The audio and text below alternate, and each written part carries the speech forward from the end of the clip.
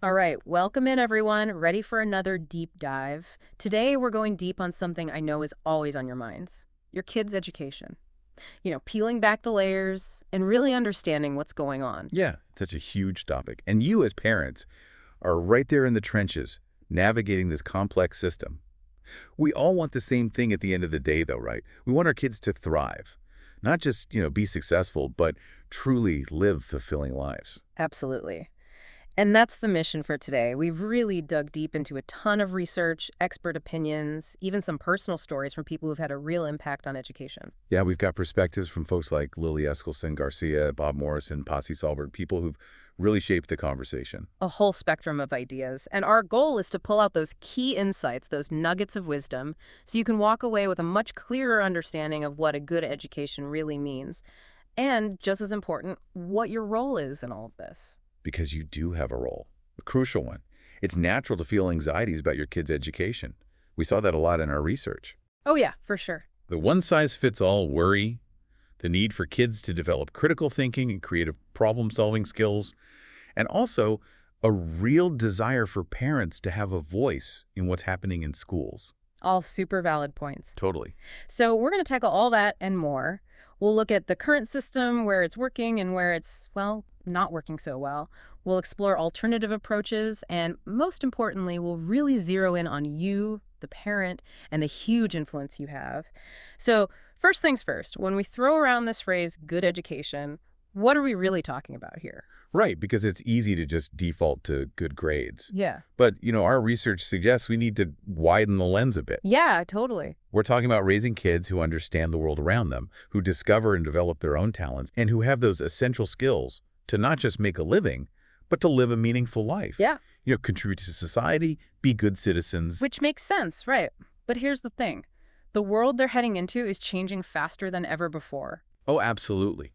The rate of change, technologically, globally, it's mind-boggling. We're talking culturally, politically, socially, environmentally.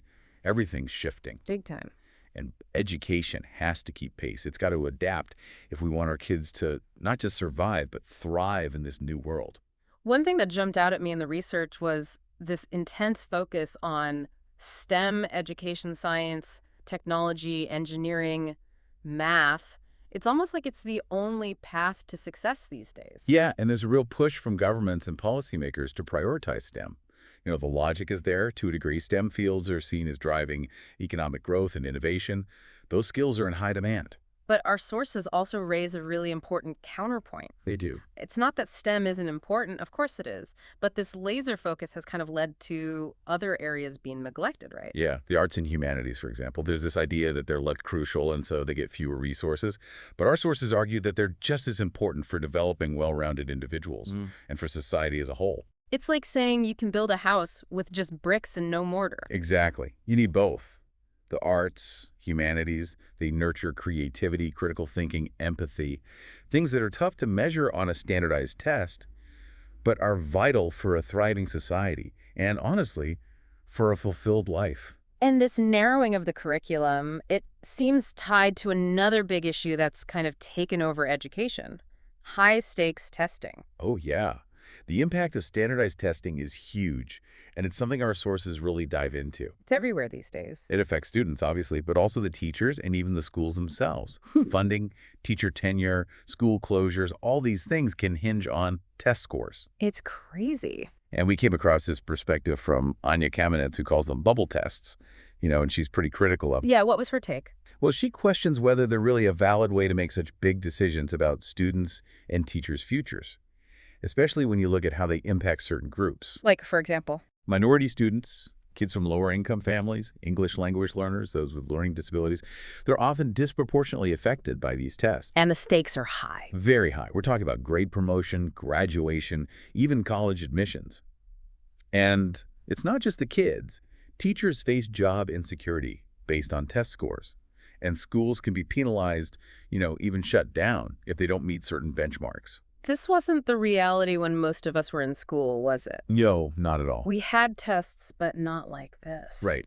Think back to the 80s, for instance. High schoolers might have taken a handful of significant tests each year. now. It's constant. From a young age, they're bombarded with these tests, which puts immense pressure on them, and by extension, on you as parents. Yeah, I mean, the original goal was to raise standards, That really. was the idea. But what we see now, according to our sources, is a system that's become kind of, well, dreary. It's actually demotivating for both students and teachers. Instead of fostering a love of learning, it's all about teaching to the test, memorizing facts, and just checking boxes. Exactly. And that's not what education should be about. Not at all. And, speaking of worrying trends, our sources also brought up the number of students who don't even finish high school. Yeah, that's a major issue, a real concern.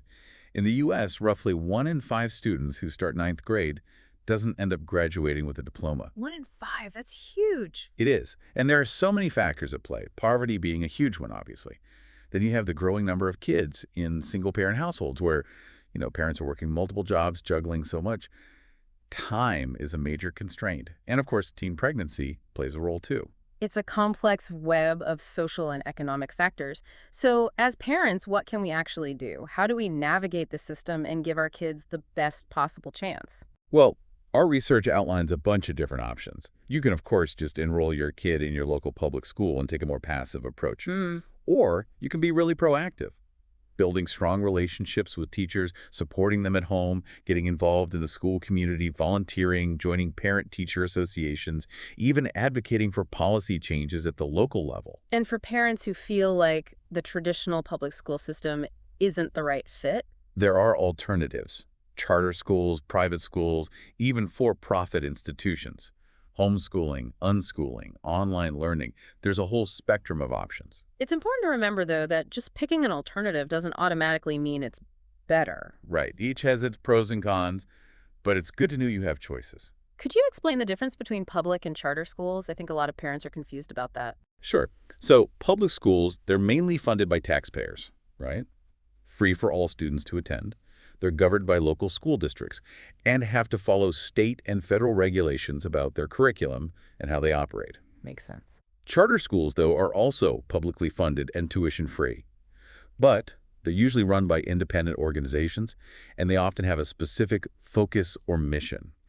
They have a bit more flexibility in terms of curriculum and management, but still have to operate under a charter agreement with the state or local authorities.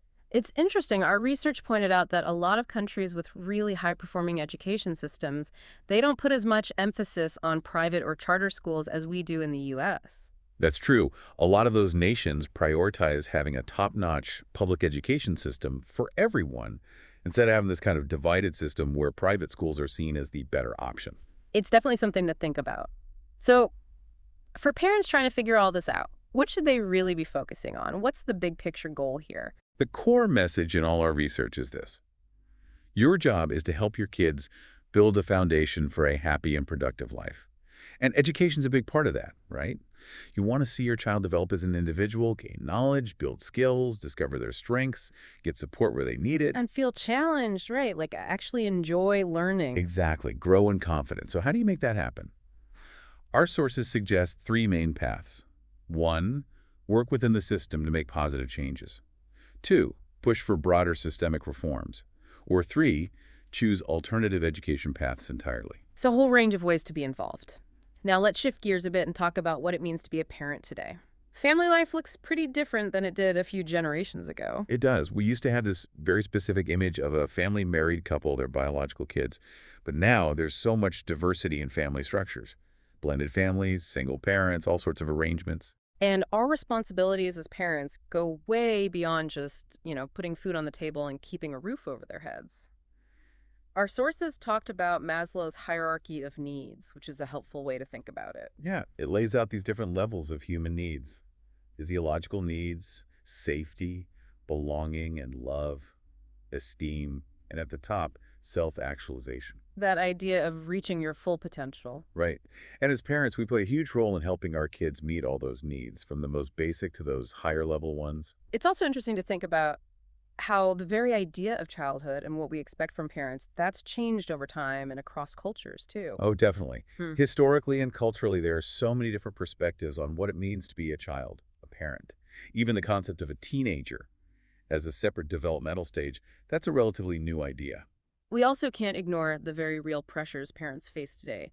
Financial strain is a huge one. Oh, absolutely. The wealth gap keeps widening, and a lot of families are struggling just to make ends meet. It's tough to provide even basic necessities like nutritious food for your kids. It's a world away from the Victorian era when, child poverty was so widespread that it led to these philanthropic efforts. And sadly, those issues haven't gone away. Child labor, exploitation, those are still realities in many parts of the world. It's heartbreaking. Then there's this constant balancing act between protecting your kids and letting them be independent. Oh, yeah. It's tricky. Of course, you want to keep them safe, but being too overprotective can actually hinder their development. You have to foster resilience, give them the space to figure things out for themselves. It's like you want to put bubble wrap around them, but you know that's not good for them in the long run. Exactly. And when we talk about love, our sources even dove into the ancient Greek words for love eros, agape, philia, storge. It shows how complex love really is, Yeah, it's not just one thing. And then there's self-esteem. which is so important for kids. It is. And our research cautioned against, just showering kids with praise all the time. Real self-esteem comes from effort, from overcoming challenges, and even from receiving constructive feedback. So it's about finding that balance. Yeah, helping them develop a realistic and healthy sense of self. And on top of all that, parents are juggling so many roles these days: work, relationships, social lives, and of course, parenting. It's a lot. It is, especially with the added layer of, co-parenting arrangements and blended families. And then you have social media, which creates this whole other pressure cooker. You see these perfect parents online, and it's easy to feel like you're not measuring up. The super parent myth. Exactly. And it's important to remember those are just carefully curated snapshots. They don't tell the whole story. You have to find your own style, what works for you and your family. Absolutely. And then, of course, there's the age-old nature versus nurture debate. How much of who our kids become is, pre-wired, and how much is influenced by their environment? Right. Well, a twin study we looked at suggested that it's actually pretty even. Genes and environment each contribute about 50%. It's fascinating. So it's this interplay of both. Exactly. And that's why a holistic view of child development is so important. Their physical, emotional, cognitive, social, even spiritual development, it's all connected. Which brings us to this idea that humans have a really long childhood compared to other species, like chimpanzees grow up so much faster. Right. Our kids take their time, and there's a reason for that. It gives them more time to learn language, develop social skills, and, make mistakes and learn from them. Exactly. They get to really soak up their culture, their environment. Speaking of which, our sources were really clear that play is not just a frivolous activity for kids, it's essential for their development. It's huge. Research shows that active, creative play actually stimulates brain activity and development. It helps build those critical thinking skills, problem-solving abilities, and the capacity to work with others. So it's not just messing around. No, it's serious business. Sadly, our sources also talked about the very real dangers of poverty and the impact it has on kids' well-being. Yeah, it's a tough topic, but an important one. Children living in poverty face so many challenges. Higher risk of neglect, abuse, health problems due to malnutrition, learning disabilities, lower educational attainment. It can affect their emotional and behavioral development, too. It's a reminder that creating supportive and equitable environments for all children, regardless of their background, that's absolutely crucial. Totally. We can't just ignore this. Yeah. Now, switching gears a bit, let's talk about recognizing potential. It's easy to get caught up in this narrow definition of what it means to be smart. Yeah, like if you're not a straight-A student or a math whiz, you're not gifted. Right. And that's just not true. Our sources had this story about a school head who made a snap judgment about a child's genius based on very little information. It highlights this pressure to label kids as geniuses early on. But that traditional idea of genius is really limiting. It is. And when we get fixated on that, we miss all these other talents and strengths that our kids might have. Exactly. Your kid might be brilliant in ways that don't show up on a traditional IQ test. Absolutely. So our sources encourage this idea of expanding our view of what it means to be smart. Think of it like natural resources, right? Just like the Earth has all these untapped resources, people have all sorts of hidden potential. I like that analogy. And this is where Howard Gardner's theory of multiple intelligences comes in. He argues that there are actually 8 different types of intelligence. Like what? Well, you've got spatial intelligence, bodily kinesthetic, musical, linguistic, logical, mathematical, interpersonal, intrapersonal, and naturalistic. It's a much broader view. It really shows that there's no one way to be intelligent. Right. And just like those natural resources, sometimes these talents are hidden beneath the surface. They need to be discovered, nurtured, given the chance to flourish. So we have to pay attention to those little sparks of interest in our kids. You never know where they might lead. Exactly. Now, as kids go through school, they face all sorts of pressures. And the digital world has added a whole new layer of stress. Oh, yeah, it's a different landscape than when we were kids. For sure. Our sources talked about how many young people today experience this constant chronic stress. Statistics show that a lot of teenagers report moderate to extreme stress levels. And a lot of them think it's just going to get worse. Sadly, yeah. Yeah, And, a significant number of children and teens have diagnosable mental health issues, but only a small percentage get the treatment they need. that's really worrying. So what are the big contributors to all this stress? Well, a lot of it comes from school. Academic pressure, Yeah. the constant testing, college admissions anxiety, parental expectations play a role too. Plus all the extracurriculars, the overscheduling. Exactly. They have so much on their plates, very little downtime. And then there's the social pressure, peer competition, and the whole minefield of navigating social media. And it's not just about school, right? Family issues contribute too. Absolutely. Things like parental conflict, financial worries, sibling rivalry, being compared to older siblings, all that can create a lot of stress for kids. And then, of course, there's the digital revolution, which has completely transformed how we live and interact. I mean, can you even remember life before smartphones? Barely. It's amazing how quickly they become so ingrained in our lives. And social media, that's a whole other beast. Billions of users, a constant stream of content. It's changed the way we connect, and in some ways disconnect. That's the paradox, right? Yeah. It's supposed to connect us, but research shows that frequent social media use can actually increase feelings of social isolation. It's a very superficial kind of connection, a lot of comparison, exclusion, and it can lead to loneliness, It's a double-edged sword. for sure. And then there's the dark side. Cyberbullying, online harassment, trolls, predators. Our sources noted an increase in online victimization, especially for things like assault, bullying, and sexual exploitation. So it's a lot for kids to navigate. What can we as parents do to help them manage all this stress and just, be healthy and happy? Our sources really stress the importance of prioritizing our kids' social and emotional health.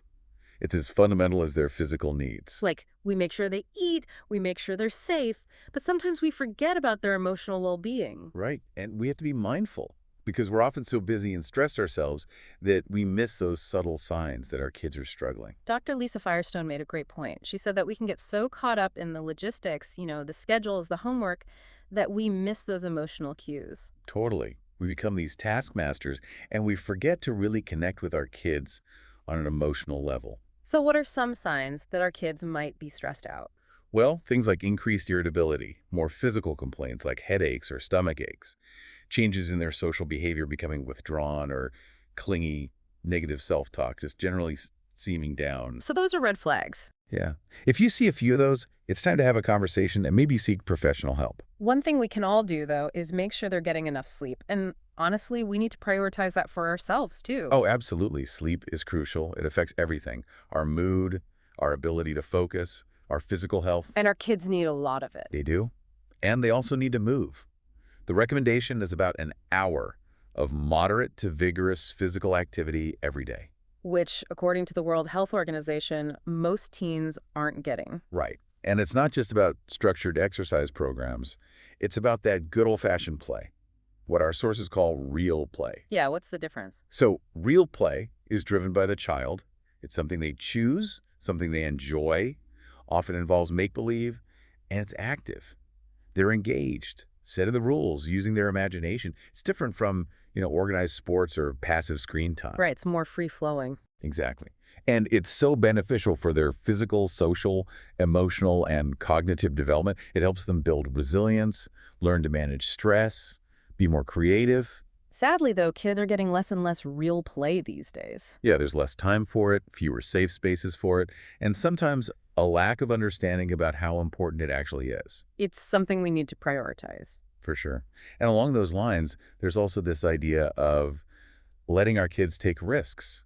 Not, dangerous risks, but age-appropriate challenges. It's like letting them climb a tree or ride their bike without a helmet. Not necessarily that extreme, but letting them try things, make mistakes, even fall sometimes. It helps them learn their limits, develop a sense of self-efficacy, and honestly, it's often better than them being glued to a screen all the time. Yeah, they need to experience the world, not just watch it through a screen. Exactly. Yeah. And this ties into the concept of grit, which our sources talked about. Grit, like toughness. Yeah. But it's more than that. It's Yeah. about perseverance, passion, that drive to stick with something even when it gets tough. Oh. And the interesting thing is, research shows it's not really tied to innate talent.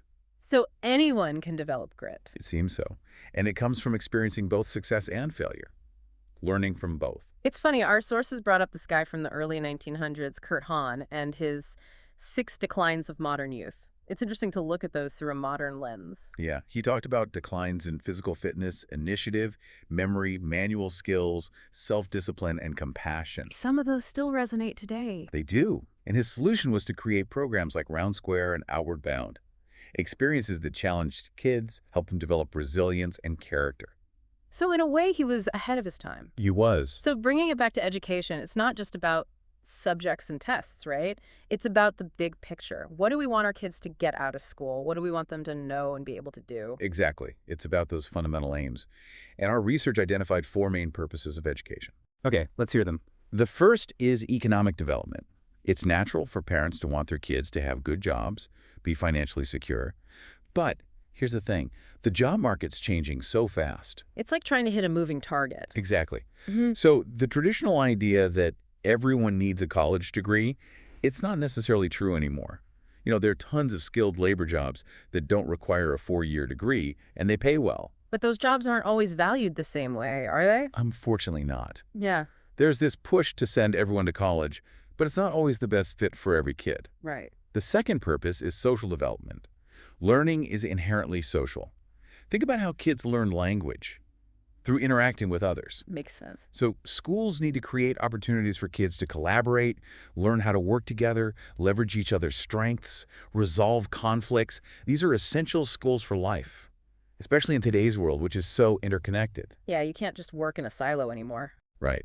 And with social media often replacing real-life interaction, schools need to step up even more in teaching those social skills. Absolutely. The third purpose is cultural development. And we're not just talking about, going to the opera or reading Shakespeare. It's about understanding your own culture and the cultures of others. So it's broader than just high art. Much broader. The humanities, history, geography, sociology, religious studies, and yes, the arts, they all play a role in helping kids develop this cultural awareness. And it's not just about knowledge, right? It's Yeah. about empathy, perspective. Exactly. It helps you understand the world and your place in it.